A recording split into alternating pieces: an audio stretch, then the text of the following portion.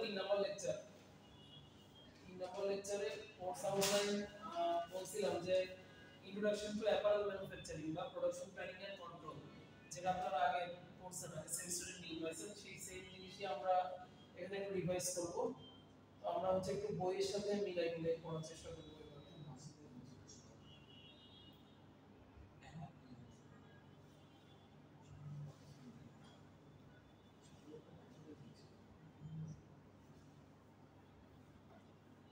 Sir সকালের ক্লাসটা মাঝখানে ছিল।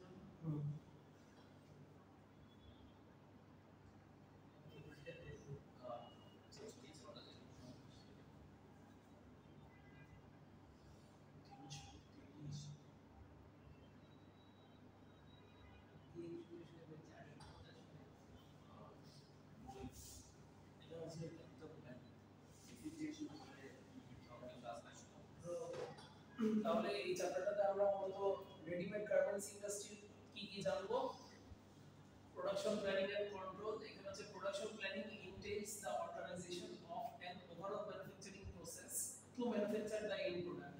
তাহলে এই প্রোডাকশন প্ল্যানিংটা কি, যে আমার ম্যানুফ্যাকচারিংটা কেমন হবে, ওভারঅল ম্যানুফ্যাকচারিং প্রসেসটা, এই মানে যে একটা এন্ড প্রোডাক্ট, একটা টি-শার্ট হতে পারে, একটা শার্ট হতে পারে, একটা ট্রাউজার হতে পারে, একটা বেসিক প্যান্ট হতে পারে, এই প্রোডাক্টটা আমি কিভাবে প্রোডিউস করব, এটার ওভারঅল প্ল্যানিংটা, সেটা নিয়ে প্রোডাকশন প্ল্যানিং এ ডিসকাস করা হয়। গার্মেন্টস ইন্ডাস্ট্রিতে various activities are to be carried out in production planning are designed the end product are planning.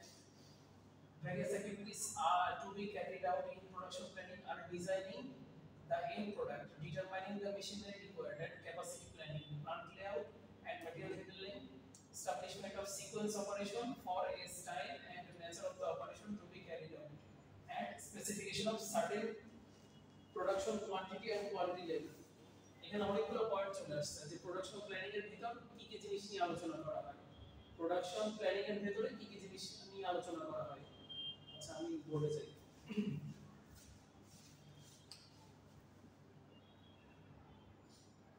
আচ্ছা প্রথমেই কাগজ কলম বের করে দেখেন কোন কতটুকু আসছে, এই হাফ টাইম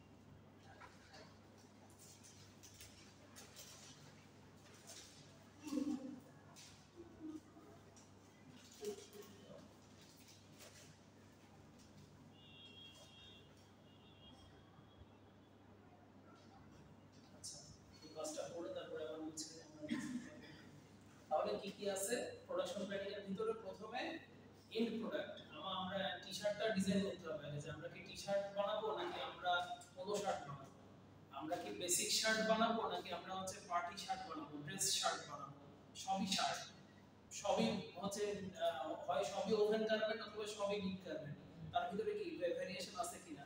তাহলে প্রথমে আমার এন্ড প্রোডাক্টের ডিজাইন করতে হবে। এবং আমি এখন যদি আপনাদের একটা জিনিস দেখাই যেটা আমার আগে ফ্যাক্টরিতে তৈরি হতো, মানে আমার কিছু एग्जांपल লিমিটেড থাকে, এই সেম एग्जांपल গুলো আমি বারবার ঘুরে ফিরে দেখাই ডিফারেন্ট জিনিস এক্সপ্লেইন করার সময়। এই যে এই আইটেমটা, এটা বেসিক্যালি দেখি কি মনে হয় কোন কিসের সাথে মিলে, শার্ট না টি-শার্ট, টি-শার্টের সাথে মিলে। তো এবার যদি আমি অপারেশন বুলেটিনটা হাইড করি, জাস্ট এটাতে ফোকাস করি ছবিটা,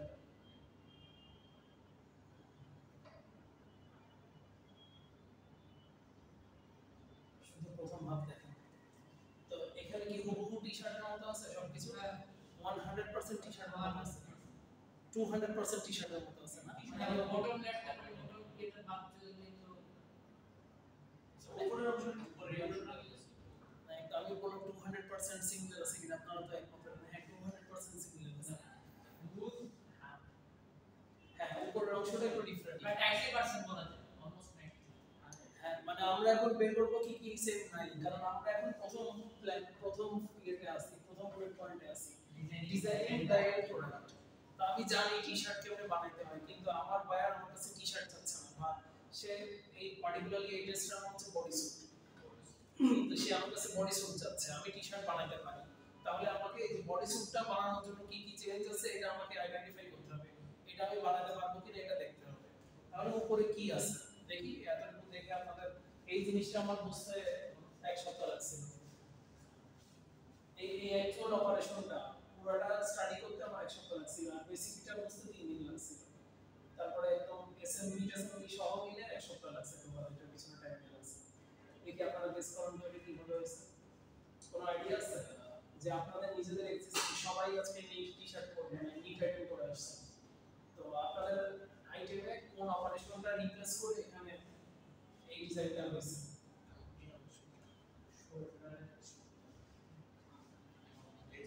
এখানে কি শোল্ডার জয়েন হয়েছে? এক্সট্রা করে তো মনে হচ্ছে কাপড় লাগাইছে উপর থেকে এক্সট্রা কাপড় লাগাইছে, মানে আমার কাছে যে লাগাইছে মানে সবই টি-শার্টের মধ্যে আছে, এখানে একটা যে এক্সট্রা যে ভাঁজটা আছে ওটা এক্সট্রা একটা শিলি ভাঁজ এই উপরে যে এই পাশে, মানে এই ভাঁজটার কথা বলতেছে। হ্যাঁ উপরে যে এইটা উপরে এক্সট্রা কাপড় দিয়ে ব্যাকের যে আমার কাপড় আছে ব্যাকের যে কাপড়টা এই কাপড়টা কি স্যার সামনে সামনে এসে এই করা আছে, মানে ব্যাকে কি আছে ব্যাক সাইডের যে কাপড়টা আছে না ফ্রন্ট সাইডটা আছে না, ফ্রন্ট সাইড থেকে রেখে ব্যাক সাইডের যে কাপড়টা ওইটা কি সামনে আসে না, ব্যাক সাইডটা ফাঁকা না, ব্যাক সাইডে আছে হ্যাঁ ব্যাক সাইড ফাঁকা। আপনারা স্ক্রিন দেখে যতটুকু গেস করছেন আপনারা বলতে যোগায় এই গেসটা ঠিক আছে, যে স্ক্রিনে দেখে বোঝা যাচ্ছে যে পিছনের কাপড় সামনে অতিরিক্ত করে এসে কিসের সাথে সেলাই করা হয়েছে? সামনে আমার কোথায়? স্লিভের সাথে। এবার ইফটি এটা শুনে বলতেছে যে তাহলে সামনের কাপড় কোথায় গেছে, ওখানে কি ফাঁকা আছে কিনা, মানে সামনের কাপড়ও পিছনের অতিরিক্ত নিয়ে সেলাই করা হয়েছে, সেটাও স্লিভের সাথে সেলাই করা হয়েছে। এবং এইটা হচ্ছে যদি এই টি-শার্টটা মানে এই বডি স্যুটটা আপনাদের কাছে উল্টা করে দেখানো যেত তাহলে আপনারা বুঝতেন, মানে মনে হয় আপসাইড ডাউন আপসাইড কথা থেকে লাগতেছে মনে হয় স্লিভের দিয়ে গেস করছে, সেটা সামনে যেরকম পিছনে সেরকম ভাবে এইভাবেই নেওয়া, মানে এটার সামনে এবং পিছনে দুই জায়গাতে এক্সট্রা ফ্যাব্রিক ছিল। এই যে শোল্ডার জয়েন্ট অপারেশনটা ফুল এলিমিনেট হয়ে গেছে, শোল্ডার জয়েন্ট বলতে কোনো অপারেশন নাই, এখানে সামনের কাপড় পিছনে গেছে, পিছনের কাপড় সামনে আসছে, এসে দুইটাই স্লিভের সাথে জয়েন্ট হয়েছে। মানে এই স্লিভ অ্যাটাচ অপারেশনটা এখানে হচ্ছে অনেক বড় অপারেশন ছিল, স্লিভ অ্যাটাচের ভিতরে এই শোল্ডার জয়েন্টটা হয়ে যাচ্ছিল, এবং এই ডিজাইনটার নাম হচ্ছে এনভেলপ স্লিভ, খাম স্লিভ, খাম এনভেলপ স্লিভ, ভাঁজ ভাঁজ করে সেলাইটা হয়েছে। মানে সেলাইটা কিভাবে হয়েছে, প্রথমে ব্যাক পার্টের উপর স্লিভ, তার উপর ফ্রন্ট পার্ট দিয়ে একসাথে সেলাই করা হয়েছে স্যান্ডউইচ করে। তো যাই হোক, ডিজাইনিং দ্য এন্ড প্রোডাক্ট, ঠিক আছে? তাহলে আমার বেসিক অপারেশন ব্যাকগ্রাউন্ড সম্পর্কে নলেজ থাকা লাগবে, নলেজ হওয়ার পরে আমি হচ্ছে আমার স্পেসিফিক বায়ার যেটা চাচ্ছে সেটা ডিজাইন করতে হবে। ওকে, এরপর হচ্ছে ডিটারমাইনিং দ্য মেশিন রিকোয়ার্ড। এখন আমি এই সার্টেন গার্মেন্টের ক্ষেত্রে আমার কি কি মেশিন লাগবে আমি এটা দেখে বলে দিতে পারবো কিনা। আমার আগে বেসিক অপারেশন ব্রেকডাউন সম্পর্কে আইডিয়া থাকা লাগবে, যে একটা basic knit garment, knit top আইটেমে কি কি মেশিন লাগে, ওভেন টপ আইটেমে কি কি মেশিন লাগে, নিট বটম আইটেমে কি কি মেশিন লাগে, ওভেন বটম আইটেমে কি কি মেশিন লাগে। আমি চার ভাগে ভাগ করব, ইসলামাবাদ ল্যাব ক্লাসে ডিসকাস করব, বুঝতে পারছেন আমার এই কথাটা? তাহলে এই মেশিনের একটা টি-শার্টে ধরে যে যে মেশিনারিজগুলো লাগে সেগুলো দিয়ে এটা প্রোডিউস করা যাবে না কি যাবে না? তাহলে আমার প্রোডাকশন প্ল্যানিং এর সেকেন্ড পয়েন্ট ফিল আপ হলো কিনা? হ্যাঁ মেশিন রিকোয়ারমেন্ট। এবার ক্যাপাসিটি প্ল্যানিং ধরে নিচ্ছি এটা হচ্ছে ইয়ের লাইন, জোবারের লাইন, জোবারের লাইনে ওটা টাচ দিলে ভিডিওটা দেখবেন চলতেছে, এটা জাস্ট ক্লিক করে যায়, ব্যাটারি সেভার অন হয়ে গেছে। এটা হচ্ছে জোবারের লাইন, জোবারের লাইনের ক্যাপাসিটি হচ্ছে সবাই টি-শার্ট প্রোডিউস করতেছে, জোবারের লাইনের ক্যাপাসিটি ঘন্টায় 10 ঘন্টায় যদি ঘন্টায় 250 পিস, এটা ইফতির লাইন, এই লাইনের ক্যাপাসিটি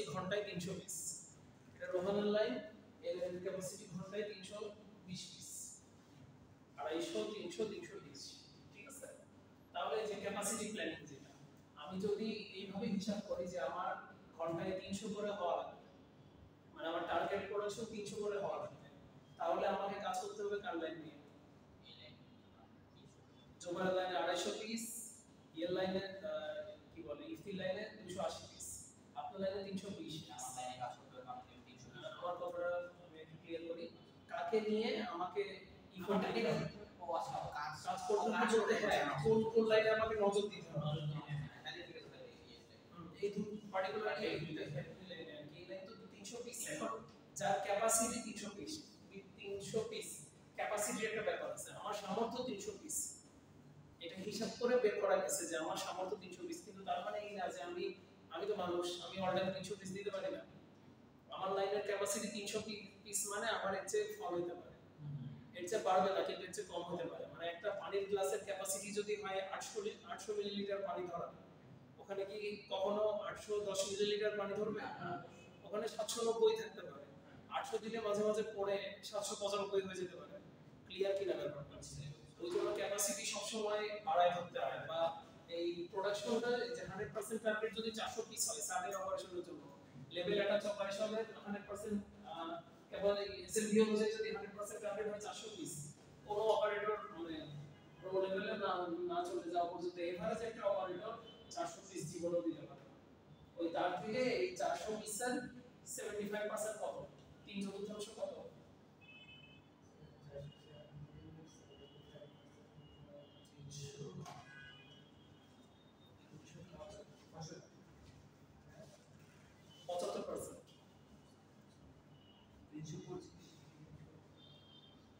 বেসিক ম্যাথ ক্যালকুলেটর ছাড়া বেসিক ম্যাথ ক্যালকুলেটর ছাড়া কে বলতে পারবে? 400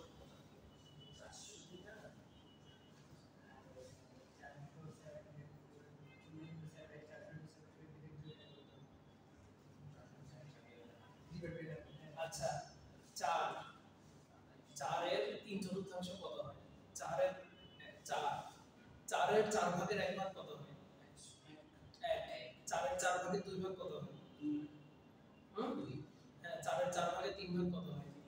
400 4 ভাগের 3 ভাগ কত? 300 বলছিলাম স্যার। তো 300 বলে তো এরপর তো 300 কই আমি শুনি নাই। একবার বলছিলাম বলে আমি হচ্ছে যে কনফিডেন্ট সে বলে স্যার 300, তাকে তিনবার জিজ্ঞেস করলে সে তিনবারই বলে স্যার 300।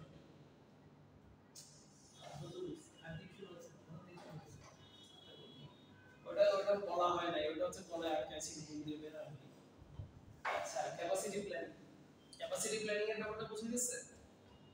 জি স্যার, যে ক্যাপাসিটি প্ল্যানিং হচ্ছে যে আমার এই তিনটা লাইনের ক্যাপাসিটি আমি জানি, এখন আমার অ্যাট লিস্ট 300 করে করানো লাগবে, না করলে আমি প্রোডাক্ট ডিউ টাইমে আমি হচ্ছে শিপমেন্ট করতে পারবো না। তো তাহলে আমাকে যেই লাইনগুলোর ল্যাকিংস আছে ওগুলো নিয়ে কাজ করতে হবে। প্রোডাকশন স্যার আমাদের স্যার ইয়াতে কাজ করার পরে কাজ করতে হবে স্যার, পার্সন ওয়াইজ ধরে কি স্যার এটা দেয় নাকি স্যার লাইন ওয়াইজ দেয়, নাকি আমি বলবো যে আমার লাইন ওয়াইজ আমি 100। আচ্ছা, তো আমি যদি লাইন ওয়াইজ দিই তাহলে কি আমার পার্সন ওয়াইজ হয়ে যাচ্ছে না? হয়ে যায়। এখন স্যার ধরেন স্যার আমি এটাতে ধরেন কি বলবো, মানে আমি জানি ইফতির ক্যাপাসিটি আর ভাগে করব 20টা কথা বলা। আচ্ছা আমি সহজ করে দিই জিনিসটা, চিন্তাটা এই 300 যে আমি লাইন ক্যাপাসিটি 300 400 এটা যে বলতেছি, এটা তো পুরো লাইনের সবার ক্যাপাসিটি। এটা হচ্ছে ওই পানির গ্লাসটার মতোই, বা ওই বোতলটা সামনে আনা, এই পানির বোতলটার মতোই। এখানে আপনারা সবাই যদি একই লাইনে থাকেন, সবাই একই লাইনে আছেন, এখন এই বোতলে মানে সবাই একই লাইনে আছেন, এখানে হচ্ছে রোহান করতেছে 325 পিস, ইফতি করতেছে 210 পিস। এবার আপনাকে দিলে আপনি করতে পারেন 400 পিস, তাহলে এই লাইন থেকে আমি পাবো কত? আমরা 3000 প্লাস করব, প্লাস করে এবারে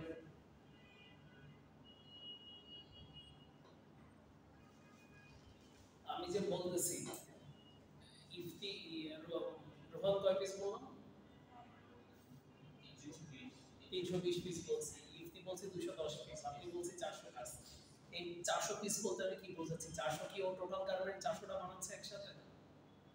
না না না, ও হচ্ছে ওই সার্টেন অপারেশন গুলো, এই যে স্লিভ হেমিং করতেছে ও ইয়ে পিস, ওর এসএমবি অনুযায়ী ওর ক্যাপাসিটি অনেক হাই, ইফতির ক্যাপাসিটি অনেক লো, আপনার ক্যাপাসিটি আরো হাই, আমি এটা বলতেছি তিনজনেরটা জোর কেন হবে?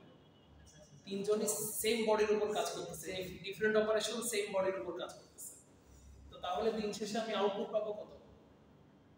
ইফতি যদি কম দেয় আপনি কি আমাকে ওই মানে পয়দা করে দিবেন, ম্যাজিক করে দিবেন? তাহলে আমি লাইন থেকে পাবো কত? সবচেয়ে কম যেটা সেটাই পাবো। রোহান করতেছে 320 পিস, কিন্তু ইফতিকে দেওয়ার পরে ইফতি আমাকে জোবাইরকে দিচ্ছে 220 পিস। এবার বেশি পাবো। জোবাইর তাহলে কি করবে? 1 ঘন্টার কাজ ও 30 মিনিটে করে বসে থাকবে, বা একটা আসবে ও করবে করে বসে থাকবে, কারণ ওর হাতে কিছু কাজ নাই, ও পারতেছে কিন্তু ওর হাতে কাজ নাই। লাইন ক্যাপাসিটি, তাহলে একটা লাইন ক্যাপাসিটি বলতে কি মিন হচ্ছে? আমি একটা লাইনের ক্যাপাসিটি যদি 300 পিস পাই তার মানে কি আমার 300 পিস ফুল গার্মেন্টস হচ্ছে। হ্যাঁ, মানে ওই লাইনের লোয়েস্ট ক্যাপাসিটি 300, বাকিদের আপ হইতে পারে, কিন্তু আমি at the end of the day এই লাইনে 40 জন বসে আছে, এই ডেস্কে যে বসে আছে ও 300 বেশি পারে না। তাহলে এরা 500 600 700 800 900 এক লাখ আমাদের লাইনের ক্যাপাসিটি কত? এই জন্য স্যার বলছেন যে লাইন ক্যাপাসিটি রিপোর্ট দিতে গেলে প্রত্যেক পারসন ওয়াইজ এভাবে চলে যাবে। হ্যাঁ, তো আমি পারসন ওয়াইজ হিসাব করে লাইন ক্যাপাসিটি বের করতেছি। আমার পারসন আগে হিসাব হচ্ছে, কিন্তু এই পারসনটা এই লাইনের অংশ, এই পারসনটাকে আমি এই লাইনের হিসাবে আনতে পারবো।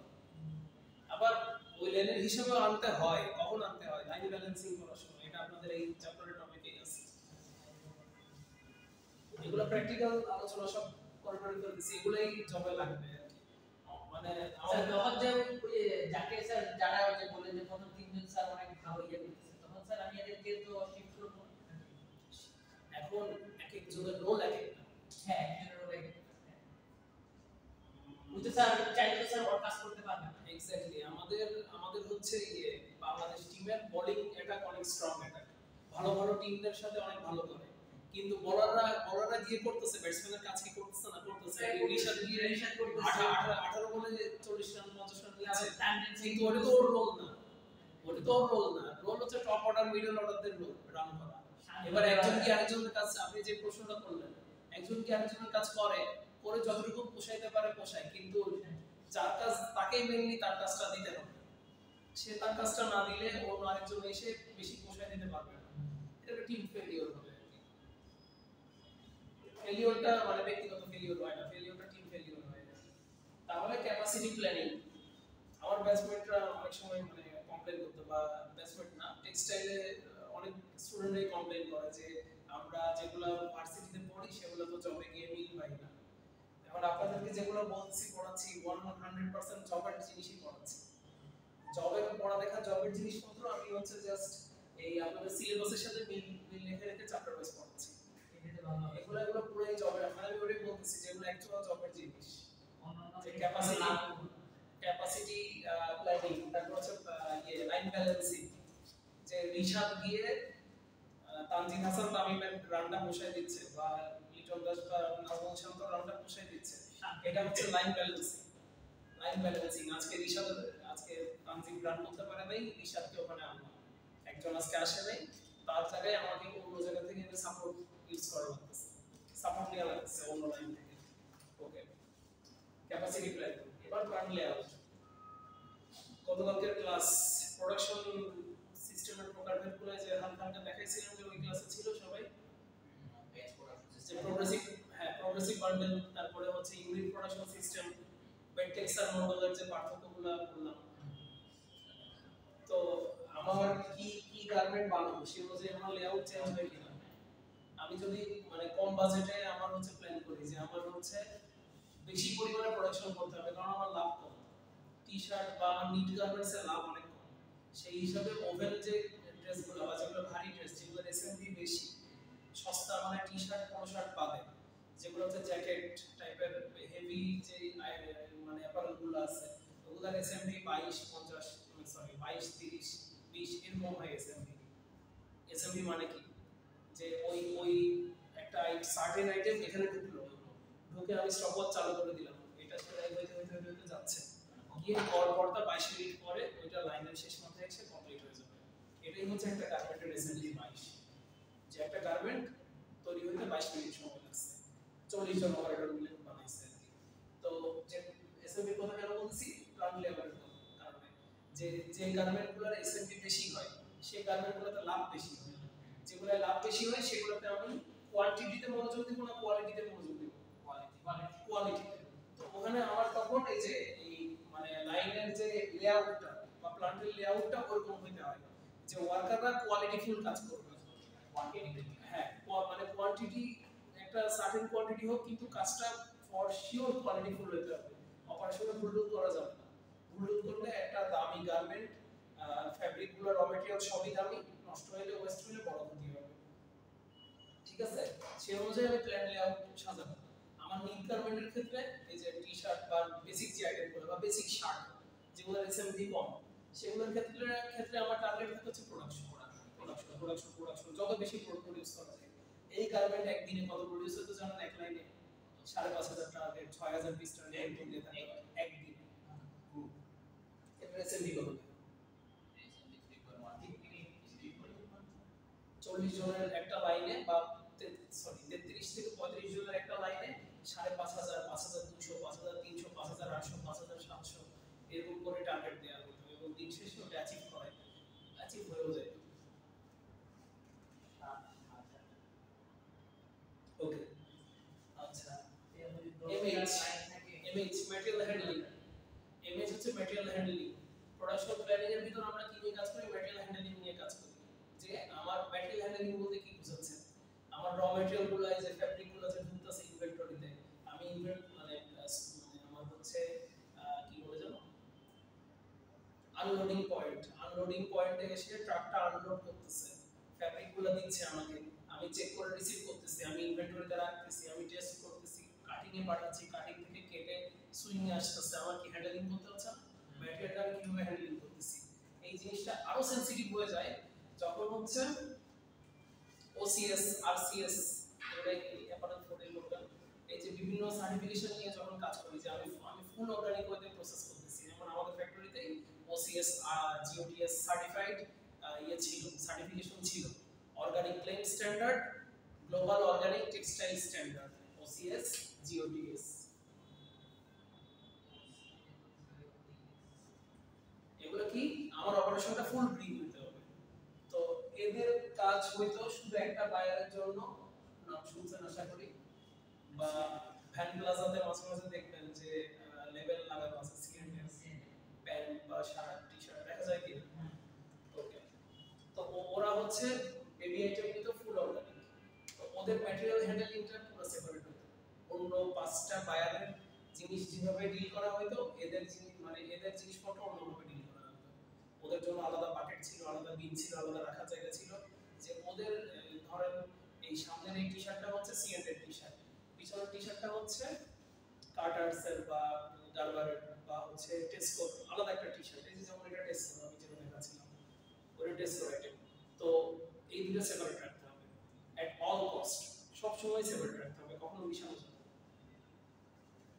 এটা ম্যাটেরিয়াল হ্যান্ডলিং। আমার কি অর্ডার আসছে সেই অনুযায়ী প্রোডাকশন প্ল্যানিং এ আমি ম্যাটেরিয়াল হ্যান্ডলিং নিয়ে প্ল্যান করব। Establishment of sequence of operation. Sequence of অপারেশনটা কি? এটা আপনাদের ইতিমধ্যে নামটা জানা থাকা উচিত। আপনাদের ব্যাচমেট মিতা অলরেডি সেটা নিয়ে কাজ করছে বা সেটা ট্রেনিং এ সে দেখছে। এসওপি ওয়ার্ডটা শুনছেন কিনা? সে নিজে এসওপি ওয়ার্ডটা দেখবেন মাঝে মাঝে উচ্চারণ করবে বা আপনাদের সাথে এগুলো নিয়ে আলোচনা হয় কিনা ডিসকাস হয় কিনা আমি জানি না। এসওপি হচ্ছে স্ট্যান্ডার্ড অপারেশন প্রসিডিউর অথবা সিকোয়েন্স অফ অপারেশন। যে আমার যে কোনো একটা কাজ ওয়াশিং হবে, এই যে যেমন রোহান জিন্স পরে আসছে, ডেনিম পরে আসছে, আপনারা তো অ্যাপারেল 3 করতেছেন। অ্যাপারেল 3 তে এই যে এটাতে ড্রাই ওয়াশ অথবা ওয়েট ওয়াশের আমি ইফেক্ট দিব, সেই ইফেক্ট দেওয়ার জন্য আমাকে এসওপি মেইনটেইন করতে হবে। এসওপি কি? কাজের নির্ধারিত কার্যপদ্ধতি। আপনাদের জন্য আরো সহজ উদাহরণ দিই, আপনারা যখন মিড টার্ম বা ফাইনাল টার্ম এক্সাম দিতে আসেন, ইনভিজিলেটররা এসে কি শুরুতে কিছু ইনস্ট্রাকশন দিয়ে দেয় না? সেলফোন সাইলেন্ট করে সেলফোন ব্যাগে রাখতে হবে। আমার সাথে তো মনে ইনভিজিলেশন বেশি করেনি, আপনার সাথে একটা বন্ধু বেঁচে গেছে। তো যাই হোক, তো এই কিছু এসওপি মেইনটেইন করতে হয় প্রত্যেকটা কাজে। তারপর আপনারা যখন লিফট ধরেন 20 তলায় লিফট দিয়ে যাইতে হবে, ওখানে কি আইডি কার্ড ছাড়া ঢুকতে দেয়? সিরিয়ালে দাঁড়াতে হয় না? সিরিয়াল ব্রেক করে যাওয়া যায় কি? কোনো কঠিন স্মৃতি মনে পড়ে গেল নাকি? আমার তো স্যার এত ভিডিও হেঁটে চলে আসেন না স্যার এইভাবেই না লিফটে দাঁড়িয়ে এগুলি হচ্ছে এসওপি, সিকোয়েন্স অফ অপারেশন বা স্ট্যান্ডার্ড অপারেটিং প্রসিডিউর। ওকে, আর specification of certain production quantity and quality levels, এটা হচ্ছে ওই যে কোয়ান্টিটি আর কোয়ালিটি এক্সাম্পল তো প্রোডাক্ট লেআউটের ভিতর বলো। আচ্ছা, অনেক জটিল জিনিস না, ঝামেলার জিনিস। ঝামেলা না আসলে ইন্টারেস্টিং আছে স্যার, মানে বুঝার আছে স্যার, বুঝতে পারলে। আচ্ছা, তাহলে নিচের লাইনটা রেখে জীবন। তাহলে প্রোডাকশন প্ল্যানিং এর তিনটা গুরুত্বপূর্ণ এলিমেন্ট কি কি? আমার প্রোডাকশনের পরিমাণ, ভলিউম অফ প্রোডাকশন মানে কোয়ান্টিটি, এই যেটা বললাম পরিমাণ। প্রোডাকশন প্রসেসের নেচারটা কি, যে আমার প্রোডাকশন প্রসেসটা কি রকম হচ্ছে। প্রোডাকশন প্রসেস এই যে এমনি প্রোডাকশন সিস্টেম কয় প্রকার? চার প্রকার বলছিলাম না, জব শপ, ব্যাচ, মাস আর হচ্ছে কন্টিনিউয়াস। আর রেডিমেড গার্মেন্টস এর ক্ষেত্রে মূলত তিন রকম, একটা হচ্ছে প্রোগ্রেসিভ বান্ডেল সিস্টেম, একটা হচ্ছে মডিউলার, এগুলো ডিটেইলে পড়াবো, আর আরেকটা হচ্ছে ইউনিট প্রোডাকশন সিস্টেম ইউপিএস। আচ্ছা, আর নেচার অফ অপারেশন, এই যে নেচার অফ অপারেশন হচ্ছে যখন আমি অপারেশন ব্রেকডাউনে চলে যাব একটা গার্মেন্টস, ওটার ভিতরে কোন অপারেশনটা কোন মেশিনে হচ্ছে, কিভাবে হচ্ছে, কোন সার্টেন কোন নিয়ম আছে কিনা যে এটা এইভাবে করতে হবে। এটা মানে একটা প্রসেস কিন্তু বিভিন্ন ভাবে করা যায়। বা যদি লিফট দিয়েই আসেন, এই ফ্লোটাতে ধরেন এটা মেজর ফ্লো, আপনার লিফট শুধু জোরে থামে, আপনি কয়ভাবে আসতে পারবেন এই ফ্লোরে? দুই ভাবে আসতে পারবেন। কি কি হয়, জোর উপরে চলে যাব, তারপর নিচে নামতে পারলাম, অথবা নিচে আমি ফ্লোরে থেমে গেলাম, তারপর এখানে আসতে পারি, হ্যাঁ, অথবা ডাইরেক্ট এখানে আসতে পারি। তিন ভাবে আসতে পারবেন। কিন্তু লিফট দিয়ে যদি আমি বলি দুই ভাবে আসতে পারবেন। এবার আমরা যারা অ্যাডমিনিস্ট্রেশন ডিপার্টমেন্ট নিয়ম করে দিল যে এটা এখন শুধু 6, 10, 14, 20 এই চার জায়গায় থামবে। 10 নাম তখন 10 নামে উপর উঠতে হবে, তাই না? তো এটাই হচ্ছে নেচার অফ অপারেশন। এইগুলো কি এলিমেন্ট প্রোডাকশন প্ল্যানিং এর? এগুলোর ব্যাখ্যা করা লাগবে না sir, volume of production, nature of production, nature of operation. Okay,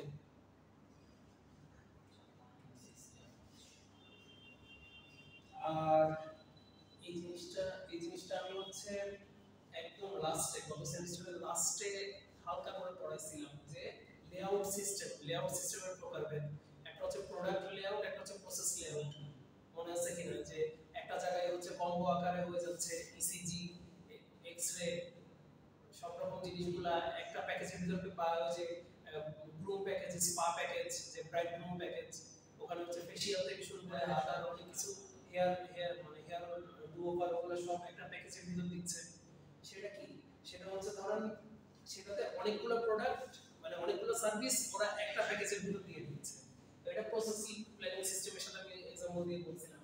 R product planning system বলতে কোনটা বলছিলাম, যেটাতে শুধু একটা সার্ভিসই দেয়া হয়, সবাই লাইন ধরে যায়, গিয়ে একটা সার্ভিস নিয়ে চলে আসে। যেমন আর্মিদের হচ্ছে জাস্ট হেয়ার কাটটা, ওদের কি হেয়ার কাটের কোনো ভেরিয়েশন আছে? না, একটাই আছে, বাড়ি বসে বাড়ি কাট, তাই না? বা হচ্ছে ওই ইয়ে দিয়ে জিরো, হ্যাঁ, ট্রিমার দিয়ে 0 বা 1 দিয়ে দেওয়া।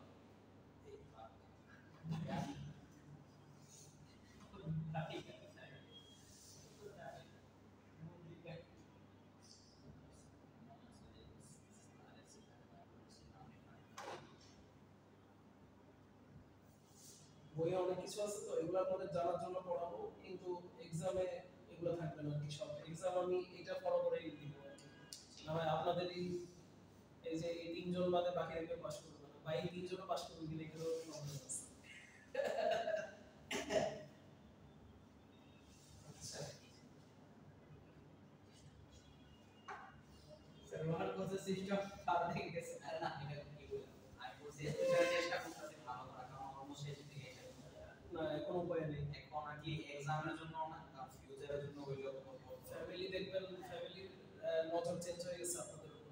আসলে চেঞ্জ হয়েছে স্যার। এখন বলবো যে স্যার লাস্ট 2 উইকস এর আগেই বলছিলাম যে দুই ভাই, তো তারপরে মানে আগে তো জাস্ট জিজ্ঞেস করতে পড়া কবে শেষ, এখন যখন প্রত্যেক সপ্তাহে একবার করে জিজ্ঞেস করে চাকরির কথাটা জিজ্ঞেস করে আমি জানি। আজকে ফেলাতে এসে স্যার শুধু ইয়া কথা তো লতা স্যার পড়তেই আসো, কিছু করতেছো না। আতিউরা কি বিয়ের কথা? হ্যাঁ স্যার, এগুলা মানে কবে চাকরি করবেন, কবে বিয়ে করবে। আতিউরা তো শুধু ভাবে যে আমি খাবো, হ্যাঁ, খাওয়ার স্যার, জি স্যার, এটা মানে ডিগ্রি হয়েছিল তো ম্যাক্সিমাম সবাই দেখা করতে আসছে মানে তাই একটা কথাই যে পড়াশোনা করতে যদি এখন নারী কি দিয়ে কাজের প্র্যাকটিস করা যায় তো দেখেন চাকরি আর বিয়ে একসাথে মিক্স করে করা যায় কিনা, যে বিয়ে করলে চাকরি পাওয়া গেল, এটা তো স্যার হালাল উপায়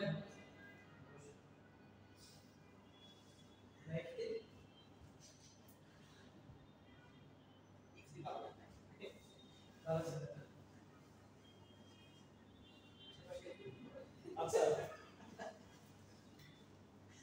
প্রোডাকশন প্ল্যানিং এন্ড কন্ট্রোল এর যে 14.4 প্রোডাকশন প্ল্যানিং এন্ড কন্ট্রোলের হচ্ছে কি কি ফ্যাক্টর, মানে প্রোডাকশন প্ল্যানিং এন্ড কন্ট্রোলে কি কি বিষয় ইফেক্ট ফেলে, প্রভাব ফেলে, কোন কোন বিষয়, to dispatch the garment at required quality and quantity in time to attain buyer satisfaction। তাহলে প্রোডাকশন প্ল্যানিং এন্ড কন্ট্রোল আমাকে এমন ভাবে করতে হবে বা এটা করার মূল লক্ষ্য কি, যাতে আমি বায়ারকে তার রিকোয়ার্ড পরিমাণ আইটেম সেই সেম গুণসম্পন্ন, মানে ওটা ডিফেক্টিভ হওয়া যাবে না, সে যে কোয়ালিটি চাইছে ওই কোয়ালিটি তাকে ঠিক সময় দিতে হবে, ইন টাইম ঠিক সময় দিতে হবে, to attain buyer satisfaction, to ensure maximum use of all resources. আমি কিন্তু একটা কথা সবসময় বলি যে ইন্ডাস্ট্রিয়াল ইঞ্জিনিয়ারিং এর মূল লক্ষ্য কি, ম্যান মেশিন ম্যাটেরিয়াল এই তিনটা মোস্ট অপটিমাইজড মানে ইউসেজ, আমি যত কম ইউজ করে যত বেশি আউটপুট নিতে পারবো। আচ্ছা, to ensure that quality of the quality to ensure that quality garments are produced, আমার মানে কোয়ান্টিটির জন্য কোয়ালিটি স্যাক্রিফাইস করা যাবে না, কোয়ালিটি স্যাক্রিফাইস করলে পাশের গার্মেন্টস এ চলে যাবে, পাশের ফ্যাক্টরিতে অর্ডার চলে যাবে। আচ্ছা, to minimize the product manufacturing time, সাথে সাথে এটাও চিন্তা করতে হবে ওই যে এসএমভি যেটা দেখলাম না 3.12 ওই এসএমভিটা কমায় এখন 2.94 করে আনা হয়েছে, 3.12 ছিল 12, সেখান থেকে 0.18 কমানো হয়েছে। তার মানে কি এখন ওয়ার্কাররা আগে যেটা 6000 প্রোডাকশন দিলে যাদের টার্গেট মিট হয়ে যেত এখন তাকে 7500 দিতে হবে বা তাকে 6600 দিতে হবে। স্যার কারা নির্ধারণ করেছেন এই এসএমপি আইরা ইন্ডাস্ট্রিয়াল ইঞ্জিনিয়ারিং এক্সিকিউটিভ যারা, তাদেরকে অল টাইম ইয়ে করতে হয়, এনপিটি নন প্রোডাক্টিভ টাইম এগুলা বের করতে হয় যে কোন জায়গায় আমার মানে প্রোডাক্টিভিটিটা লস হচ্ছে। এখন স্যার যে কালকে স্যার যে মেশিনটা স্যার দেখলাম স্যার যদি মানে যে কোনো সব ফ্যাক্টরি স্যার এত মানে ব্যবহার করতে পারে ওই মেশিন যদি না থাকে যে একটা মেশিন দেখলাম না স্যার যে রোলার রোলার রোলার যে মেশিন দেখলাম মানে স্যার বলতেছে যে ওটা মেশিন না, ওটা হচ্ছে ওটা তো প্রসেস, ওই প্রোডাকশন সিস্টেমে যে কনভেয়ার রোলার আছে, কনভেয়ার রোলার তো আপনার যখন কোয়ান্টিটি নিয়ে পরিমাণ নিয়ে কাজ করবেন তখন তো আপনি ইউনিট প্রোডাকশন সিস্টেমেই যাচ্ছেন না, ওখানে যাচ্ছে কারা, ওখানে যাচ্ছে যারা কোয়ালিটিতে ফোকাস করে, যারা দাম বড় বড় এসএমপি ভারী ভারী কাজ করে, জ্যাকেট যে জ্যাকেটের এসএমপি 22 মানে যেটা অনেকগুলো প্রসেস, যেখানে অনেকগুলো টুকরা, জাস্ট কাপড়ের টুকরাই আছে 30-32টা, আপনার টি-শার্টে বা একটা শার্টেও কাপড়ের টুকরা সর্বোচ্চ থাকে কয়টা, শার্টেও কাপড়ের টুকরা থাকে হচ্ছে সর্বোচ্চ 12 থেকে 15টা। ধরুন আমার শার্টের কাপড়ের টুকরা কয়টা আছে,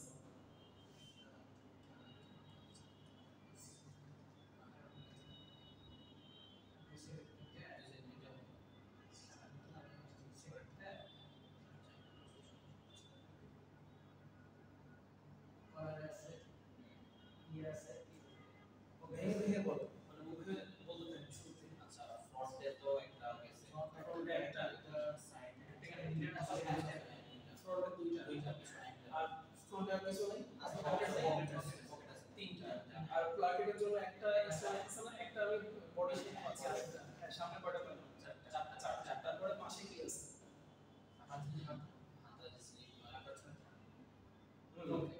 দুইটা স্লিপ, ছয়টা, হ্যাঁ তারপর উপরে কি আছে, কভারে কয়টা,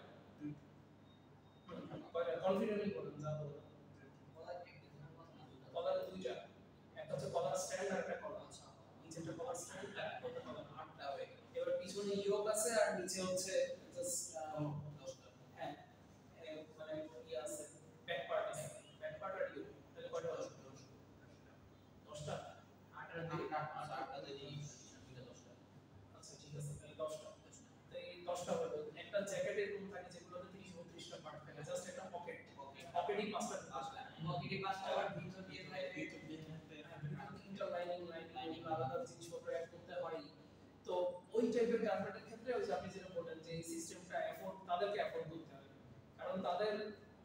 কোয়ান্টিটি কম, তাদের অর্ডার মানে তাদের হচ্ছে ইয়ে বেশি, র ম্যাটেরিয়ালেরও কস্ট বেশি, তাদের ইনস্টলেশন কস্টও বেশি, তাদের প্রফিটও বেশি। আর প্রোগ্রেসিভ ফার্মিং সিস্টেম যেটা নরমাল, যেটা ওখানে একটা সুইং ফ্লোর লাইন একজনের পিছনে একজনের করে দিয়ে দিলাম, পাশাপাশি দুটো সুইং লাইন থাকবে, মাঝখান দিয়ে তাদের ট্রে চলে যাবে, ওই ট্রের ভিতরে বান্ডেল পাস হয়ে হয়ে আসবে। এটা হচ্ছে যে প্রোগ্রেসিভ ফার্মিং সিস্টেম, ওটার প্ল্যান। আপনি উত্তর পাইছেন? ওটা ওটা সবাই করবে না তো, সবাই করবে না। হ্যাঁ, বুঝতে পেরেছি স্যার। যেমন যারা কোয়ান্টিটি এর কোয়ালিটির মধ্যে যারা ফোকাস দিবে, আর আপনার কি মনে হয় যে জ্যাকেটের অর্ডার কি যে কেউ আনতে পারে? মানে জ্যাকেটের অর্ডার আনার জন্য তো ইয়ে করতে হবে, আমাকে সেটআপ রেডি করতে হবে। আমি এফোর্ড করতে না পারলে তো ওই অর্ডার আমি পাবোই না। আর মাঝে মাঝে এমন হয় সাব কন্ট্রাক্টে কাজ করে, এটা হয়তো শুনে থাকবেন। হ্যাঁ, জিজ্ঞেস করছিলেন যে স্যার সব ফ্যাক্টরি, স্যার হ্যাঁ সব ফ্যাক্টরি কি সার্টিফিকেট লাগে? কালকে জিজ্ঞেস করলাম স্যার এই সব বানানো তো তো ওইটা হচ্ছে যখন ক্যাপাসিটি মিট করতে পারে না, আমার ফ্যাক্টরির আমি শো করছি আমার ক্যাপাসিটি 30,000 পিস আছে দৈনিক, এটা শো করে আমি হচ্ছে 5 লাখ পিসের অর্ডার নিয়ে আসছি, 15 দিনের ভিতর রেডি করে দিয়ে দিতে হবে। এখন আমি দেখতেছি আমি সর্বোচ্চ 3.5 লাখ পাবো, মানে সব মিলে ঝুলে 3.5 লাখ পাবো। আমার হয়তো সুইং লাইনে সমস্যা হয়েছে, বা আমার ওয়ার্কার অনেক চলে গেছে, বা আমার হচ্ছে এখন এক্সিকিউটিভ একটু স্টাফ শর্টেজ, আমার বড় বড় কয়েকজন স্টাফ ছিল যাদের কোনো ফ্যাক্টরি চলতো, ওরা কুইট করে চলে গেছে আরেক জায়গায় বেটার অপরচুনিটি দিতে, মানে যে কোনো রকম ইস্যু আসতে পারে। এখন মিলে ঝুলে আমাকে কুইকলি আরেকটা সাব কন্ট্রাক্টরের সাথে চুক্তি করতে হচ্ছে, তখন না পারতে ওরকম করে আর কি। আবার কিছু কিছু ক্ষেত্রে দেখে কি যে আমার নিজের হচ্ছে একটা প্রিন্টিং সেটআপ, স্যার তখন কি স্যার কোয়ালিটি স্যার ডিফারেন্ট হয়ে যায়? কোয়ালিটি কেমন ডিফারেন্ট হবে? কারণ স্যার তো মানে এই যে আরেকটা জায়গা দিয়ে মডেল, হ্যাঁ আরেকটা জায়গা দিয়ে হ্যাঁ সাব কন্ট্রাক্টর দিলাম না, আমরা একটা ফ্যাক্টরি দিলাম, এখন ওইটার মান বা আমার কোয়ালিটি কি কি নেই এরকম একটা স্যার ইস্যু থাকতে পারে না।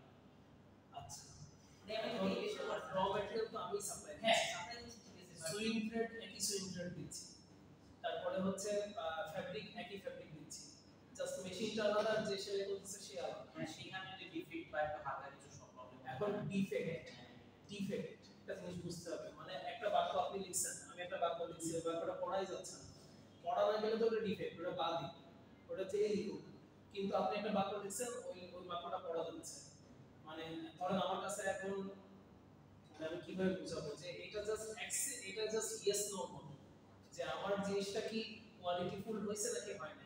ডিফেক্ট থাকলে তো আমি অ্যাকসেপ্ট করতেছি না, আর ডিফেক্ট যদি না থাকে তাহলে ওইটা অ্যাকসেপ্টেবল, মানে এমন না যে ওইটা তো কাস্টমাইজ না, ওটা তো ম্যাস প্রোডাকশনের জিনিস, মানে কাস্টমাইজ হইলে আমার হচ্ছে ডিফারেন্ট হবে একটা সাথে একটা, আর এখানে আপনারা যেটা যেরকম ডিফারেন্ট হবে ভাবতেছেন ওরকম ডিফারেন্ট হবে না, কারণ এগুলো আপনারা কি মেশিনে কাজ করতেছেন, এগুলো আপনারা সেমি অটোমেটিক মেশিনে কাজ করতেছেন।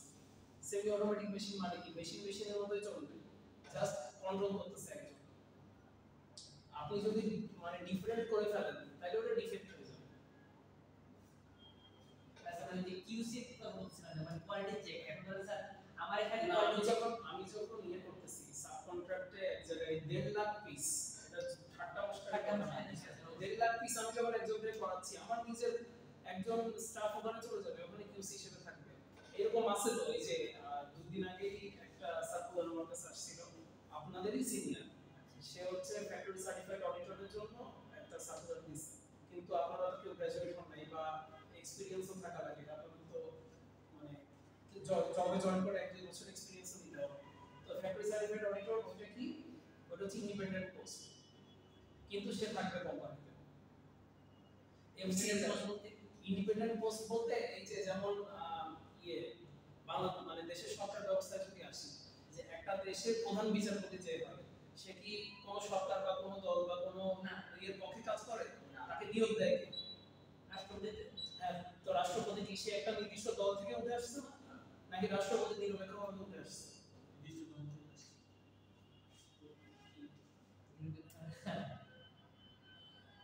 বাংলাদেশের আগের লাস্ট 3টা রাষ্ট্রপতির নাম বলুন। এখন তো শাহাবুদ্দিন, হ্যাঁ তার আগে কে ছিল? হ্যাঁ আপনার ইউনিভার্সিটি চ্যান্সেলর, হ্যাঁ তার আগে কে ছিল? রাষ্ট্রপতি আগে আমাদের হামিদ চৌধুরী বা নাসির, হ্যাঁ তারা জিল্লুর রহমান ছিল। তো তারা নিজেদের কি নিরপেক্ষ?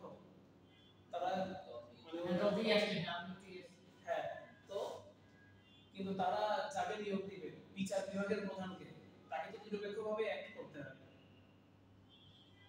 কিন্তু সে তার তো একটা অ্যাফিলিয়েশন আছে।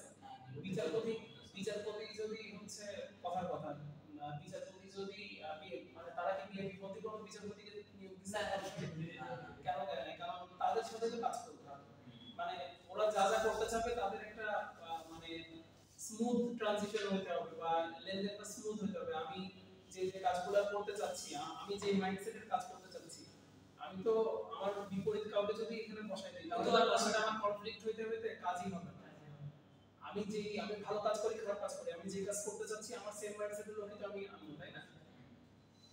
আলোচনা অনেক ডাইভার্ট হয়ে গেছে। তো ফ্যাক্টরি সার্টিফাইড অডিটরেরও আসছিল, একটা সার্কুলার আসছিল, ওইটা ফ্যাক্টরি সার্টিফাইড অডিটরের মূল কাজ কি? এফসিএ, ফ্যাক্টরি সার্টিফাইড অডিটর, ওর কাজ হচ্ছে অডিট করা, ইন্সপেকশন করা।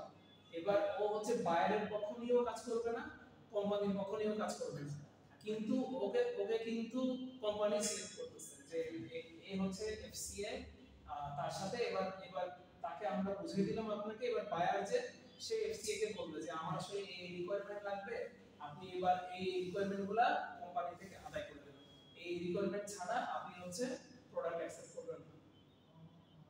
ও তখন নিরপেক্ষ হয়ে কাজ করার চেষ্টা করে। নিরপেক্ষ না হলে কি হবে? কোম্পানি নিয়োগ দিছে, কিন্তু বায়ার তো বলে দিছে যে আমার এই রিকোয়ারমেন্টের মধ্যে না হলে আপনি অ্যাকসেপ্ট করবেন না, বা মানে তৈরি গার্মেন্ট। ও যদি ভুল জিনিস অ্যাকসেপ্ট করে তাহলে তো ওর নামে কমপ্লেইন করবে বায়াররা যে আপনাদের অডিটর মানে জানে আপনাদের হ্যাঁ ওই তো মানে সেটা মানে ও যদি ফেয়ার না হয়, অডিটর যদি ফেয়ার না হয়, বায়ার কি তাকে মানবে? বায়ার তো অর্ডার দিবে না। কোম্পানির নিজের বিজনেস টিকায় রাখার সাথেই ফেয়ার কাউকে আনতে হবে কোম্পানিকে। মানে এখন আরেকটু মানে এখনো ওই মানে ছোট মানুষের মতো চিন্তা ভাবনা করে আসলে মানে মিলাইতে পারবেন না অনেক কিছু, একটু অ্যাডাল্ট ভাবে চিন্তা করতে হবে যে আপনি যদি ফেয়ারিটি মেইনটেইন না করেন, আপনি চিটিং করে বা আপনি হচ্ছে চুরি, মানে চুরি তো হয় এমন না যে হয় না, যে আপনি কোয়ালিটি ভেজাল কোয়ালিটি বা আপনি ডিফেক্ট আইটেম আপনি পাঠিয়ে দিলেন, কিন্তু ওই বিজনেস তো আপনার সাস্টেনেবল হবে না, 5 বছর পর আপনি আর অর্ডার পাবেন না, কারণ একটা সময় পর ওরা ধরে ফেলবে যে কি রে আমাদের মার্কেটে আমাদের তো দুর্নাম হচ্ছে কেন। ধরেন সিএনডি দেখতেছে যে আমাদের সেল কমে গেছে, সেল তাহলে কেন কমে গেছে? বায়াররা কি কমপ্লেইন করতেছে? বায়ার বলছে তোমাদের প্রোডাক্ট আগের মতো কোয়ালিটি ফুল নাই। আপনারাই তো বলেন যে স্যামসাং সেট 10 বছর আগে যেরকম ছিল এখন ওরকম নাই, বলেন কি না? বা ফ্যামিলি মেম্বাররা বলে কি না যে আমি এই যে ফোনটা কিনছি ওটা 7 বছর টিকছে, নতুন ফোন কিনলাম 3 বছর পর নষ্ট হয়ে গেছে, নিজেরাই তো বলেন। তো ফ্যাক্টরি নিজের স্বার্থে লং টার্ম সাস্টেইনেবিলিটি বা মানে কি বলে টেকসই ব্যবসার জন্য ফ্যাক্টরিকে নিজেকে নিরপেক্ষ নজর রাখতে হবে তার চারিপাশে। আর যখন নিজের চারিপাশে নিরপেক্ষ লোক না থাকে, আমি ভুল করতেছি ওটা ধরাই দেওয়ার লোক না থাকে, তখন আমি ভুল করতে করতে করতে করতে ডবল হয়ে যাই। আচ্ছা যারা এখন যে পোস্টের কথা বলেছে এই পোস্টটা মানে যারা কোন নিয়ে থেকে যায় অ্যাপারেল বা এমন কিছু এই পোস্টে এটা ডিজিটালের যে কোনো জায়গা থেকে যাইতে পারে, কিন্তু তার হচ্ছে এই যে তার ম্যানুফ্যাকচারিং সম্পর্কে ভালো নলেজ থাকতে হবে, তার সম্পর্কে ডিফেক্ট সম্পর্কে ভালো নলেজ থাকতে হবে, কোন ডিফেক্ট কেন সৃষ্টি হচ্ছে, এই ডিফেক্টটা সলভ করার উপায় কি। ডিফেক্টও 3 রকম আছে, একটা হচ্ছে minor defect, major defect, critical defect. তারপরে মানে এইগুলাই তাকে তার ভালো মতো নলেজ থাকতে হবে। এবং শুধু তাই না, যে ডিফেক্ট কোথায় আছে এটা দূর থেকে দেখে বলে দিতে হবে, ওই ব্যাপারে দক্ষতা অর্জন করতে হবে। এবং আপনাদের ফ্যাকাল্টিরা স্যাররা যখন আপনাদের অ্যাসাইনমেন্টরা খাতা কাটে, ওনারা তো ওয়ার্ড বাই ওয়ার্ড ফুল পড়ে না, চোখ খাতায় চোখ ঘুরাই দেয়, আপনারাই সিটি খাতা আমার সামনে দিয়ে আপনাদেরই আমি কেটে দেখাতে পারবো যে কোন জায়গায় কি ভুল করছে, আমার ফুল সেন্টেন্স পড়া লাগবে না। এটা হচ্ছে এক্সপেরিয়েন্সের সাথে সাথে আসে। তারপরে ওটাই বলতেছি যে ওই দক্ষতার জন্য মানে ওই কাজের রোলস এন্ড রেসপন্সিবিলিটি বা ওই কাজের জন্য এই স্কিলটাই থাকা লাগবে যে আমি ডিফেক্ট যেভাবে আমার ডিফেক্টটা আমি দূর থেকে দেখে এখান থেকে দেখে বলে দিতে পারবো যে ওখানে ডাউন স্লিপ আর বাম স্লিপ সমান কিনা, বা ওর হচ্ছে ওখানে অ্যালাইন হইছে কিনা, ওই যে স্পেশালি স্ট্রাইক ফ্যাব্রিক যেগুলা বা চেক ফ্যাব্রিক যেগুলা যে জায়গায় মিলাইতে হয়, আপনাদেরকে যে আমরা যে মিলানোর একটা আপ ডাউন ফল্ট বলছিলাম না, সবচেয়ে কমন ফল্ট এটা, দুই সাইডে স্লিপ থেকে বলে দিতে হবে এখানে কি আপ ডাউন আছে কিনা। বা এখানে যে এই যে গার্মেন্টটা চেক করলাম তিনটাই ধরেন সেম গার্মেন্ট, এল সাইজের সেম গার্মেন্ট, তো ওয়ার্কার মাঝে মাঝে করে কি এক সাইডে স্লিপ একটু ছোট করে ফেলে, ভুল করে ওই যে ওভারলক বেশি কিন্তু কেটে ছোট করে চলে যায়, তখনও কি করে মিলানোর জন্য ডান সাইডে স্লিপটাও ছোট করে দেয়। হ্যাঁ হ্যাঁ মানে এক সাইড বড় থাকলে আরেক সাইড ছোট থাকলে তো এই ভুলটা ডিরেক্ট দেখে বোঝা যাচ্ছে। দুই হাতই যখন ছোট করে ফেলে মানে ওই ধরুন আপনাদের ছোট ভাই আর কি যে এক সাইড থেকে কেক বা ফল একটু খাইছে এদিকে কমে গেছে তখন ওই দিক থেকে আরেকটু কেক খেয়ে ব্যালেন্স করে দেবে। কিন্তু এটা যে অ্যাকচুয়াল অডিটর সে দেখে বুঝবে যে দুইটা স্লিপ মানে আমার এই যে স্যাম্পল নাম্বার 67 এই 67 নাম্বার স্যাম্পলের সাথে 65 নাম্বার স্যাম্পলের স্লিপের সাইজ সেম ছিল কিনা নাকি এটা ছোট লাগতেছে ওটা দেখে বুঝে নিতে হবে। এগুলা থিওরিটিক্যাল নলেজ দিয়ে হ্যাঁ হবে না মানে থিওরিটিক্যাল নলেজ আমার জানা থাকতে আমি কি জানা থাকতে পারে কোন কোন প্রোডাকশনে কোন কোন রকমের ডিফেক্ট হতে পারে এইসব থিওরিটিক্যাল নলেজ জানা থাকতে হবে বাকিটা প্র্যাকটিক্যাল আমার দেখে দেখে চিনতে হবে। আজকে পড়ালেখা হয় নাই বেশি না মাত্র 2-3 লাইন পড়ালেখা হয়েছে।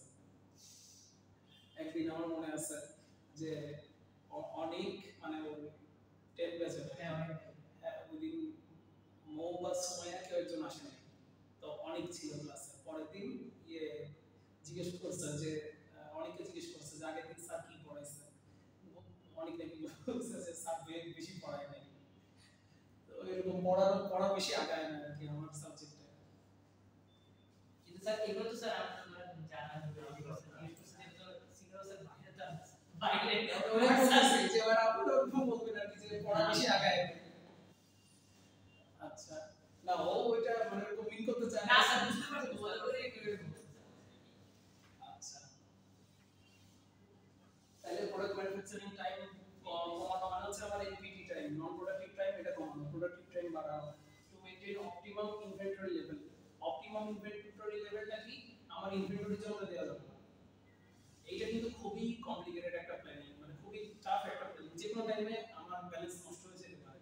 আমি যদি প্ল্যান করি যে আমার এখানে তৈরি গার্মেন্টটা 9 তারিখের ভিতর আসতে হবে সর্বোচ্চ 10 তারিখ পর্যন্ত রাখবো 11 তারিখে ট্রাক আসলে আমি তুলে দিব এইভাবে প্ল্যান করতে হবে। আমার যদি গার্মেন্ট 8 তারিখেও হয়ে যায় আমার একদিন বেশি রাখা লাগতেছে আবার আমার যদি গার্মেন্ট 10 তারিখ হয়ে যায় একদিন লাগতে লাগবে বা 11 তারিখ হয়ে যায় আমার তখন টেনশন শুরু হয়ে যাবে আমার তো ট্রাক আসবে ওটা তো আমি এখন ইনভেন্টরি রেডি করতে পারলাম না।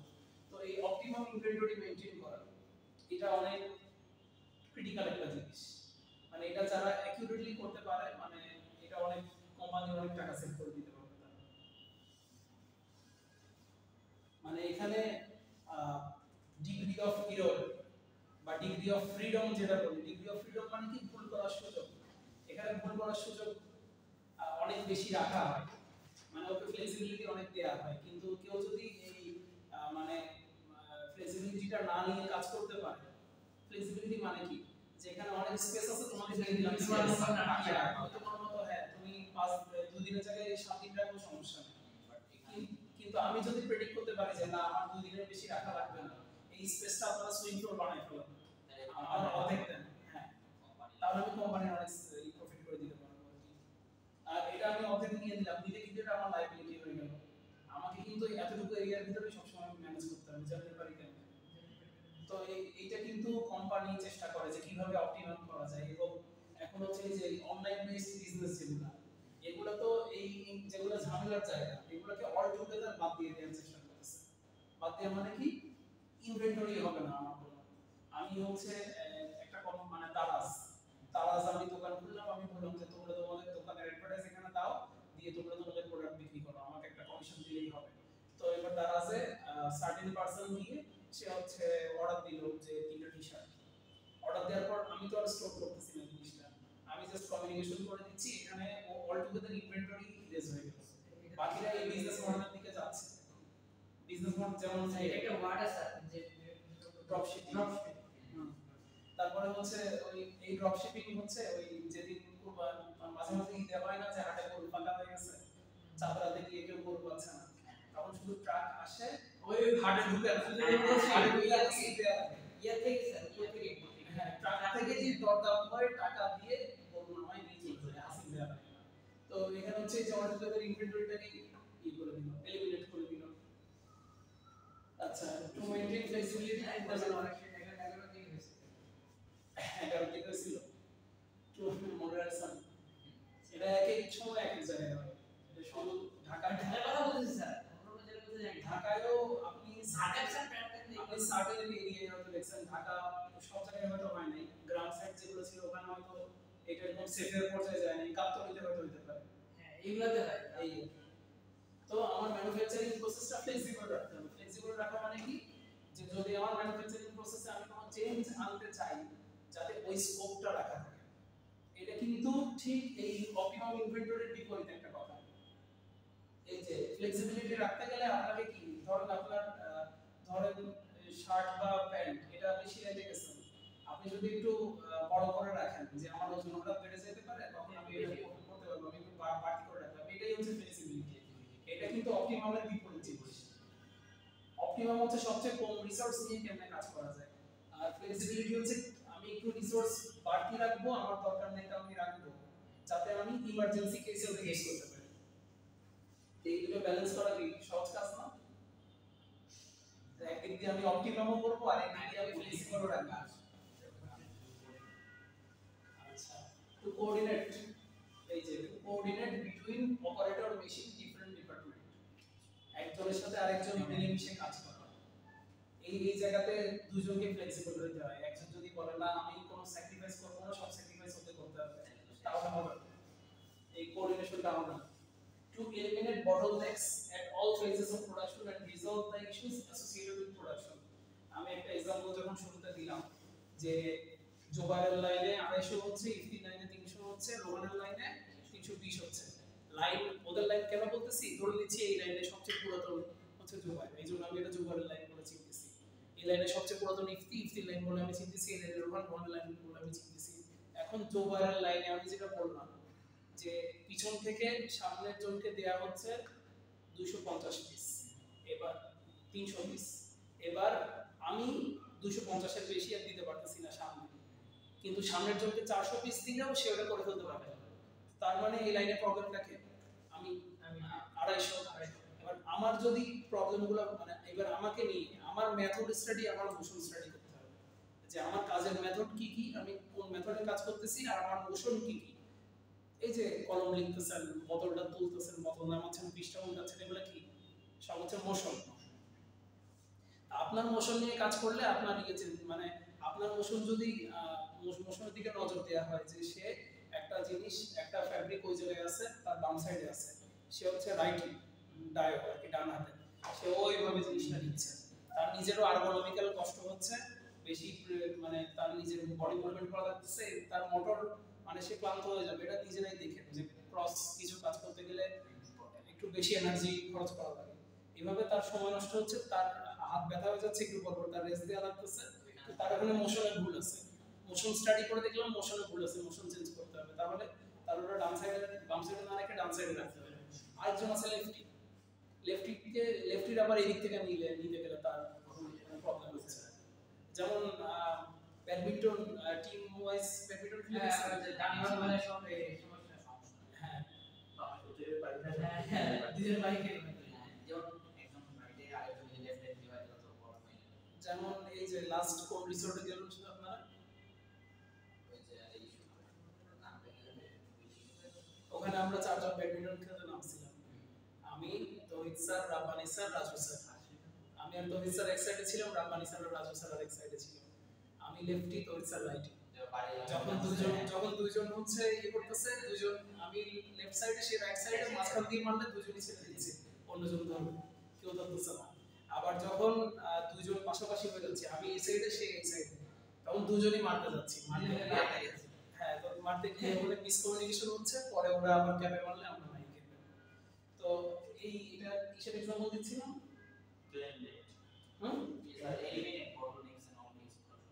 আচ্ছা হ্যাঁ, তো এই রাইটি লেফটির ব্যাপারটা বটলনেকে মোশন স্টাডি এক্সাম্পল দিচ্ছিলাম। তো এই মোশন স্টাডিতে এগুলো মাথায় রাখতে হয়। মাথায় রেখে আমি যদি একজনের মোশনটা সলভ করে দিই, সলভ করে দেখা গেল ও এখন 320 দিতে পারতেছে, ওর জাস্ট মোশন আর মেথড স্টাডি করে আমি ওকে ডিভাইস দিয়ে দিলাম, স্ট্রাকচার দিয়ে দিলাম যে তুমি এইভাবে কাজ করবে, ওর মোশনটা চেঞ্জ মানে কারেকশন করে দিলাম বা রিভাইজ করে দিলাম, ও এখন ক্যাপাসিটি বেড়ে গেল, ক্যাপাসিটি বেড়ে এইটা তখন 320 হয়ে গেল ক্যাপাসিটি, তখন আমাকে ইফতিটা নিয়ে কাজ করতে হবে। এইভাবে হয় কিন্তু জিনিসগুলো, যে বটলনেক হচ্ছে এমন একটা মজার জিনিস, একটা সলভ করলে অনেক কিছু ডমিনো ইফেক্ট হয়, অনেক কিছু সলভ হয়, ইয়ের মতো কি বলে ড্রেনের মতো আর কি। এক জায়গায় ক্লগ হয়েছে, পানি সব জায়গায় চলে গেছে। To ensure efficient cost reduction and control. তো আমি যখন এত কিছু সলভ করে ফেলবো, আমার কস্ট রিডিউস হবে না, আমার ইনভেন্টরি বেশি লাগতেছে না, আমার হচ্ছে বটলনেক এলিমিনেট করতেছি, আমার প্রোডাক্টিভিটি বেড়ে যাচ্ছে, তো তাহলে তো আমার অবশ্যই কস্ট রিডিউস হবে। আর আমার হচ্ছে এফিশিয়েন্ট মানে কি, যেটা হচ্ছে উল্লেখযোগ্য পরিমাণে। এফিশিয়েন্ট মানে হচ্ছে যেটা ইফেক্টিভ, যেটা আমি ফল পাচ্ছি, সুফল পাচ্ছি। আর আমার একটা কন্ট্রোল আসবে আস্তে আস্তে প্রোডাকশন ফ্লোরের উপর, বা বেটার কন্ট্রোল আসবে। আগে যতটুকু কন্ট্রোল ছিল, আগে আমি 70% আমার নিয়ন্ত্রণে ছিল, এখন 85% নিয়ন্ত্রণে চলে আসলো, কারণ আমি ইমপ্রুভ করে ফেলছি। আচ্ছা, vital objective is to increase profit of the garment factory. সবকিছু আমি মেইনটেইন করলে আমার প্রফিট কি বাড়বে না কমবে? বাড়বে। তাইলে এই যে প্রোডাকশন প্ল্যানিং এন্ড কন্ট্রোলে তিনটা স্টেজ আছে: planning stage, action stage, control stage.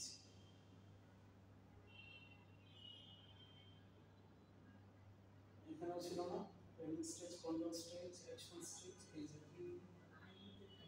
যে planning phase, action phase, control phase. এই যে 6 number slide, PPC first chapter. Planning ফেজের ভিতরে একটা হচ্ছে প্রি প্ল্যানিং, একটা হচ্ছে অ্যাক্টিভ প্ল্যানিং। আর অ্যাকশন ফেজে হচ্ছে সরাসরি ডিসপ্যাচ দেয়া, কন্ট্রোল ফেজে হচ্ছে প্রোগ্রেসিভ রিপোর্টিং, কারেক্টিভ অ্যাকশন। এটা বই থেকে না হয় আমরা দেখব। যেটা বললাম যে প্ল্যানিং এর দুইটা অংশ আছে, একটা হচ্ছে প্রি প্ল্যানিং আর একটা হচ্ছে অ্যাক্টিভ প্ল্যানিং। প্রি প্ল্যানিংটা কি? প্রি প্ল্যানিংটা হচ্ছে যে আমার অ্যাকচুয়াল অপারেশন শুরু হওয়ার আগে প্রোডাক্ট প্ল্যানিং থেকে শুরু করে, যে আমার কোন প্রোডাক্টটা মানে প্রোডাকশন ফ্লোরে যাচ্ছে, কোন প্রোডাক্টটা আমি প্রোডিউস করব, সেটা ডেভেলপমেন্ট, সেটা ফোরকাস্টিং। যে আমি 5টা পিসের একটা অর্ডার আসছে, আমাকে তাহলে ফোরকাস্টিং রেডি করতে হবে, যে আমি যদি 15 দিনে আমার অর্ডার শেষ করতে চাই, তাহলে প্রতিদিন আমার কত করে, অ্যাট লিস্ট কত করে হতে হবে? 5 লাখ ডিভাইড বাই 15 হওয়া লাগবে না? কথাটা বুঝেন নাই কে? 5 লাখ পিস আমার অর্ডার আসছে, আমার কাছে দিন আছে 15 দিন, তাহলে আমাকে প্ল্যান, আমি যদি ফোরকাস্টিং মানে টার্গেট, আমার প্রতিদিন কত করে করে করতে হবে, এটা হচ্ছে ইন্ডাস্ট্রি বাদ দেন। আপনার 300 রান টার্গেট হয়েছে ওডিআই ম্যাচে, পার ওভারে কত লাগবে? রিকোয়ার্ড রান রেট কত হবে? 300 ভাগ দিয়ে দিন 10 না, ওডিআই তে ওয়ানডে ম্যাচে 300 টার্গেট হলে রান রিকোয়ার্ড রান রেট কত হবে? 6 করে রাখা। ক্রিকেটের ভাষা বলতেছি যে সহজে বুঝতে পারে, এটাও কনফিউজ হলে সমস্যা। হ্যাঁ, তো তাহলে আমাকে এগুলো এটাই হচ্ছে ফোরকাস্টিং, যে আমার ডিমান্ড ফোরকাস্ট, যেটা ডিমান্ড মানে কি, চাহিদার ফোরকাস্ট। ফোরকাস্ট মানে কি, যেটা আমি আগাম প্রেডিক্ট করতেছি। রিসোর্স এন্ড ফ্যাসিলিটিস প্ল্যানিং, আমার अवेलेबल রিসোর্স কি আছে। এখন যদি এই রুমে আরো 97 জন এসে বসতে চায়, তাহলে আমার কি 97 জন বসানোর মতো अवेलेबल রিসোর্স আছে কিনা? আচ্ছা, ধরেন নাই, তাহলে এখানে কতজন আছে? ধরে নিচ্ছি এখানে 80 জন আছে, তাহলে বাকি 17 জনের জন্য আমাকে আলাদা রিসোর্স ম্যানেজ করতে হবে, সাব কন্ট্রাক্টরকে খুঁজতে হবে। এন্ড প্ল্যান লেআউট, লেআউট তো আমার এক্সিস্টিং যে লেআউট, সেই লেআউট দিয়ে আমার হচ্ছে কিনা, যদি না হয় কিছু চেঞ্জ করা লাগে, তখন আমাকে চেঞ্জ করতে হবে। এগুলো সব প্রি প্ল্যানিং এর অংশ। অ্যাক্টিভ প্ল্যানিং কি? অ্যাক্টিভ প্ল্যানিং হচ্ছে it comprises planning for quantity, product mix determination, scheduling, routing, material and process planning. Active প্ল্যানিংটা হচ্ছে, আমি প্র্যাকটিক্যাল একটা एग्जांपल দিচ্ছি। আজকে রোহান আসে না, এবার রোহানের জায়গার অপারেশনটা আমার করাই নিতে হবে না, করানোর জন্য তখন আমি কি লাইন ব্যালেন্স করতেছি না? এটা অ্যাক্টিভ প্ল্যানিং এর অংশ। মানে সরাসরি আরএমজি एग्जांपल দিয়ে বোঝাইলাম, লাইন ব্যালেন্সিংটা করলাম কি, ওর অভাবটা আরেকজনকে দিয়ে মিট আপ করলাম। এবার ওর অভাবটা যে আরেকজনকে দিয়ে মিট আপ করতেছি, হ্যাঁ, তো ধরেন জুবাইরকে এখানে নিয়ে আসলাম, কিন্তু আমাকে জুবাইরকে এমন ভাবে সিলেক্ট করতে হবে যে জুবাইরকে আনলে যদি দেখা যায় আমার এই লাইনে প্রবলেম হয়ে যাবে, তখন জুবাইরকে আনা যাবে না, তখন ইফতিকে আনতে হবে। বুঝা গেছে? Planning stage.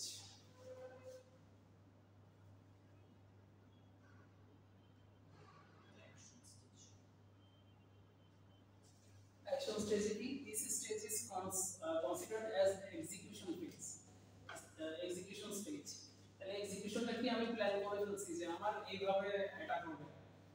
নবাব সিরাজউদ্দৌলা প্ল্যান করে ফেলছে না, কি যেন জিত তো ক্লাইভ, লর্ড ক্লাইভ অ্যাটাক মানে প্ল্যান করে ফেলছে যে মির্জাফরের ইউনিট তো আমার সৈন্য রাখারই দরকার নেই, আমি হচ্ছে এদিকে নির্মলের সাইড থেকে অ্যাটাক বা আরেকজনকে ছিল না না সিরাজউদ্দৌলার পক্ষে আরেকজন ছিল, নির্মল ছিল আরেকজন ছিল, নাম এখন মনে আসতেছে না, শহীদ হয়েছিল।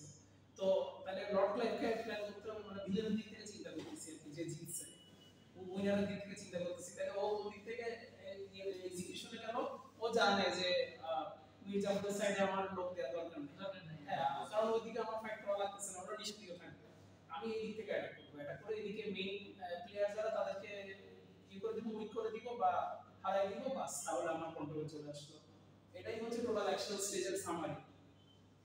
This stage in apparel industry is the stage where the production of garment is in process according to the requirement of the product. তাহলে আমার প্রোডাক্ট তৈরির যে রিকোয়ারমেন্ট আছে সেই রিকোয়ারমেন্টগুলো এখানে আমাকে এক্সিকিউট করতে হবে, বাস্তবায়ন করতে হবে। The planning and scheduling for the garment production includes the assortment plan, layout plan, cutting and sewing are in progress. তাহলে এই যে আমার অর্ডার শুরু এই যে যেটা বললাম 15 দিনে 5 লাখ পিস অর্ডার করতে হবে, আমি 1.5 লাখ পিস আরেক জায়গায় পাঠিয়ে দিছি, আমি 3.5 লাখ নিয়ে কাজ করব। তাহলে এই 3.5 লাখ করার জন্য আমার সেলাই যদি 30 অক্টোবর শুরু করার প্ল্যান করি, তাহলে আমার কাটিং করে কাটিংটা কবে ভিতর করে ফেলতে হবে, একদিন আগে করতে হবে না, 28 এর ভিতর করে ফেলতে হবে, একদিন আমি রিল্যাক্সের জন্য রাখবো, তাহলে 28 এর জন্য করলে আজকে 27 বিকাল হয়ে গেছে, আমার তো মার্কার প্যাটার্ন মানে প্যাটার্ন থেকে মার্কার টার্কার সব বানাতে রেডি করে ফেলতে হবে, যে 3.5 লাখ টি-শার্টের যতগুলো ফ্যাব্রিক প্যানেল কাটতে হবে, আমার প্রত্যেকটা টি-শার্ট যদি 4টা টুকরা থাকে 3.5 লাখের জন্য 14 লাখ টুকরা আমাকে কেটে বান্ডিল করে রেডি করে রাখতে হবে। তাহলে আমাকে ওই 14 লাখ টুকরার জন্য এবার আমি চিন্তা করতেছি যে একটা মার্কারে আমার 50,000 পিস হবে, আমার টোটাল টুকরা কয়টা 14 লাখ টুকরা, বুঝা যাচ্ছে আমি কি অনেক অনেক বেশি কিছু বলছি। আমার একটা মার্কার দিয়ে আমি 50,000 টুকরা পাচ্ছি, তাহলে দুইটা মার্কার দিয়ে আমি 1 লাখ টুকরা পেয়ে যাচ্ছি, টোটাল আমার 14 লাখ টুকরা লাগবে। তাহলে আমার টোটাল কি 28টা প্যাটার্ন 28টা মার্কার রেডি করতে হবে না, আমি 28টা মার্কার রেডি করে ফেললাম, পরের দিন এসে 14টা টেবিলে দুইবার করে মার্কার বিছাইলো, দুইবার করে কেটে ফেললো, আমার হয়ে গেল কিনা, আমার কাটিংটা 28 তারিখে হয়ে গেল, বান্ডিল টার্নিং করে 29 তারিখে পাস, আমার দিক থেকে আমি রেডি। এগুলো সব হচ্ছে action stage. Control stage. It involves material control, inventory control, quality control, labor control, cost control. Example. আমি বলছি যে ইনস্পেকশন লাইনে দুই জায়গায় ইনস্পেকশন হয়, একটা হচ্ছে ইনলাইন ইনস্পেকশন, একটা হচ্ছে এন্ড অফ লাইন ইনস্পেকশন। আমার কাটিং ডিপার্টমেন্ট থেকে সব কাটা শেষ, কোয়ালিটি মানে সব জাস্টিফাই হয়েছে, কোয়ালিটি পারফেক্ট, সব বান্ডিল করে আমি সুইং ফ্লোরে পাঠিয়ে দিছি। এবার সুইং ফ্লোরে পাঠানোর পর কি হচ্ছে, সুইং ফ্লোরে পাঠানোর পর ওরা সেলাই করতেছে, ওটা ওদেরকে চেকে রাখতে হবে না ওরা কি ঠিক সেলাই করতেছে কিনা। এই যে আপনারা জিজ্ঞেস করেন যে সাব কন্ট্রাক্ট ফ্যাক্টরিতে আমি দিব, তো আলাদা আলাদা মেশিন আলাদা আলাদা মানুষ ডিফারেন্ট হয়ে যাবে কিনা, এটা চেক করার জন্য তো আমাকে হচ্ছে মানে এটা কন্ট্রোল করতে হবে, তো আমাকে তো এনশিওর করতে হবে যদি ডিফারেন্ট না হয়ে যায়, ডিফারেন্ট হলে আমার বাইরের কাছ থেকে আমি ক্লেম খাবো, ডলার জরিমানা দেওয়া লাগবে, 30% জরিমানা, মানে ফুল অর্ডারে 33, যেমন থিসিস স্টুডেন্ট 12 ডিপ্লোমা, তার একটা एग्जांपल আমার কাছে, যে তারা একটা থিসিস টপিক নিয়ে কাজ করতেছে, ওইটাতে তারা কি বললো যে রাইনস্টোনের কারণে একটা অ্যাডহেসিভ, রাইনস্টোন ছিল একটা অ্যাকসেসরিজ, ওই যে জরি পাথর টাইপের যেগুলো চকচক করে, সেটা কাপড়ে লাগানো হয়, এখন সেটার জন্য একটা গাম অ্যাড করা হয়, সেই গামটা দিলে ওই কাপড়টা শক্ত হয়ে যায়, ওই জায়গায় শক্ত হয়ে গেলে মাঝে মাঝে গামটা যদি না লাগে, মানে আমার রাইনস্টোনটা অ্যাকসেসরিজটা না লাগলে তখন ওই গামটা ওই জায়গা থেকে তুলে ফেলতে হয়, কিন্তু গামটা আমরা তুলতে পারতেছি না, অনেক কিছু ট্রাই করছি তুলতে পারতেছি না। তো এইটার জন্য এরকম যখন মাঝে মাঝে ওই ভুল জায়গায় গাম পড়ে গেলে সেটা তো ওরা তুলতে পারতেছে না, ওই জায়গায় আবার গাম দিয়ে মানে ভুল জায়গায় সেট হয়ে গেছে, আবার গাম দিয়ে আবার লাগাই ওটা পাঠিয়ে দেয়, এরকম করে এরকম রেকর্ড আছে 33% জরিমানা দেওয়া লাগছে, $24,000 8,000 জরিমানা দেওয়া লাগছে। তো তাহলে আর প্রফিট থাকে 24 লাখ, তাহলে কন্ট্রোল স্টেজে আমাকে এই সব ডিফেক্টগুলো ইয়ে করতে হবে, চেকে রাখতে হবে।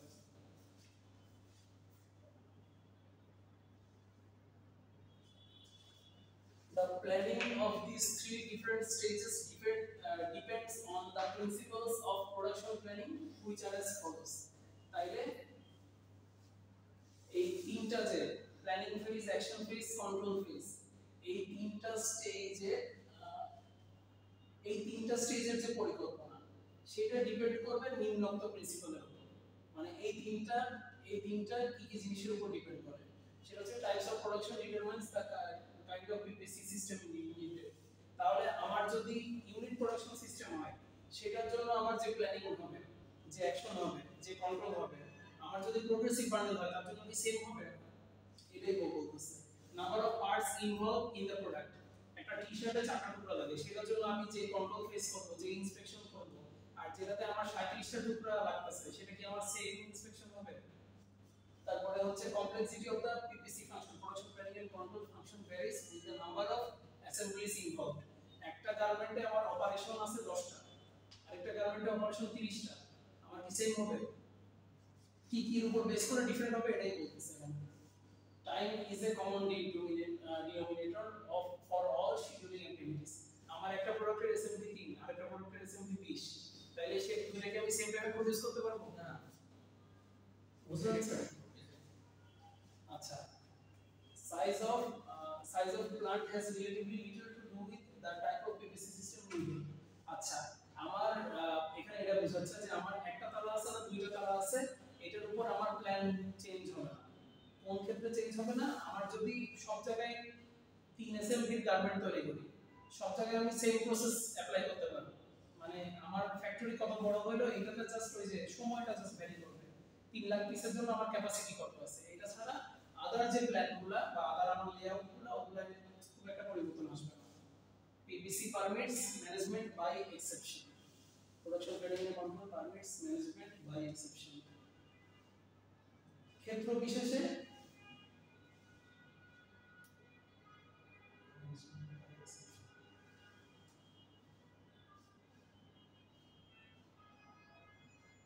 পারমিটের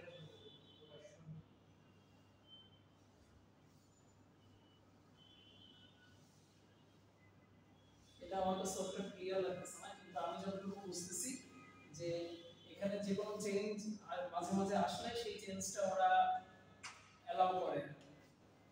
চেঞ্জ বলতে কেমন চেঞ্জ? ধরেন এখন হচ্ছে হঠাৎ করে কি মাস, মাঝে মাঝে অক্টোবরে কি ঘূর্ণিঝড়ের ইয়ে হয় না? অক্টোবরে কি কোনোদিন হয়েছে? অক্টোবরে না হলেও আচ্ছা সেপ্টেম্বরে কি ঘূর্ণিঝড়ের ইয়ে থাকে? আগস্ট সেপ্টেম্বর ধরেন এপ্রিলে আমার সব প্ল্যান করছি, প্ল্যান অনুযায়ী আমার সব কাজ চলতেছে, তার ভিতর হঠাৎ করে একটা ঘূর্ণিঝড়ের পূর্বাভাস আসছে যে 10 নম্বর বিপদ সংকেত পড়ে গেছে। তো তখন তো আমাকে একদিন না চাইলেও ফ্যাক্টরি বন্ধ রাখতে হবে, আমি কি জোর করে ঝড়ের ভিতর রিস্ক নিয়ে কাউকে এনে কাজ করতে পারবো না।